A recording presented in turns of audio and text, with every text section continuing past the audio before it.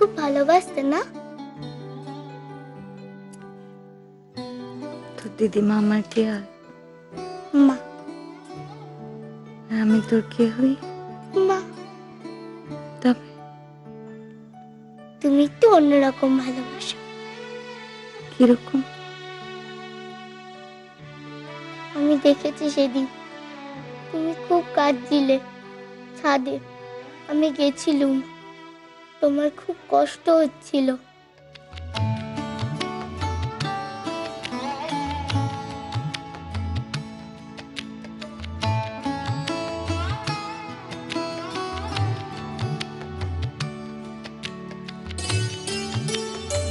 কাঁদছিস কেন? দেখি দেখি আমাদের তাকা।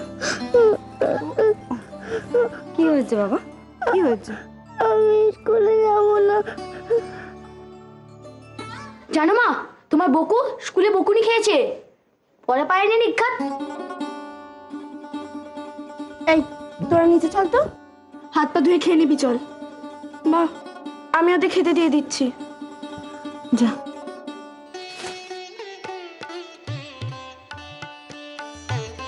কই গো, সব গেলে কোথায়? আমি গো আমি। ও তুই? তাই তো ভাবি এই ভর দুপুরে এসে কে গোল বাঁধালে। বাবা, ঘুম ভাঙালাম বুঝি? তা হ্যাঁ গো, তোমার চেহারা কেন এমন লাগছে কেন?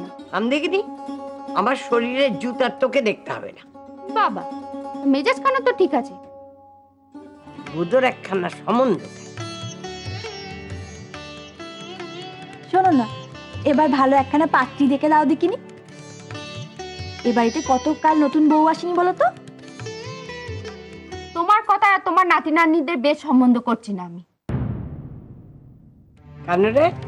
কই, তোমার ওই মেজো ছেলের মেয়ের সম্বন্ধখানা যে করলো, কই তোমরা তো আর সারা শব্দ দিলে না। দাঁড়া দাঁড়া, তাদের বাড়িতে খানিক বিপদ আপদ গেছে। তাদের বাড়ি বিপদ আপদ গেল বলে তারা তার ছেলে নিয়ে বসে থাকবে না? সে ছেলে হাত ছাড়া হয়ে গেছে।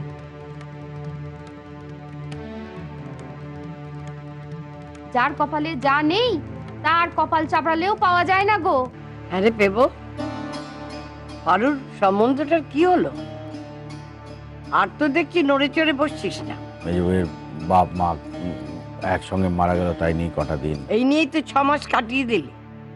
তারপরে ভানুরা চাকরি আর আদিক্ষাতে করিস নি তো? কোন সাহসে তুই এই বুড়ো মেয়েকে ঘরে বসিয়ে রেখেছিস? লজ্জা হয় না তো? না বলেছি, তুমি তো জানো এসব ব্যাপার নিয়ে মেজো বউ আবার। খুব জানি, খুব ভালো করে জানি। তোর বইয়ের কীর্তি কাহিনী আর আমাকে শোনাতে হবে না, আমি খুব ভালো করে জানি। সে মেয়েকে বিয়ে দিবে না তো কি করবে? মেয়েকে বিদ্যেধরী করার আশায় ছাই পড়েছে। মেয়েকে কি ঘরে বসিয়ে বসিয়ে বয়স বাড়াবে? এরপরে তো লোকেরা বলবে মেয়ের খুঁত আছে। আচ্ছা বেশ, আমি না হয় তাদের বাড়িতে। তাদের বাড়ি? তারা তাদের ছেলে নিয়ে বসে থাকবে? 6 মাস ধরে বসে বসে ডিমে তা দেবে? তবে তোদের ইচ্ছে হবে মেয়ের বিয়ে দেওয়ার, সেই আশায়? কেন, তারা কি তাহলে? তারা অন্য জায়গায় ছেলের বিয়ে ঠিক করেছে।